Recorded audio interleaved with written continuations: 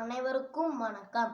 திருக்குறள் தினமோர் அதிகாரம். அதிகாரம் எண் 13. அடக்கம் உடைமை.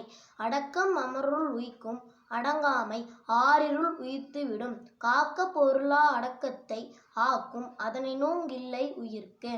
செறிவறிந்து சீர்மை பயக்கும் அறிவறிந்து ஆற்றின் அடங்கப் பெறின்.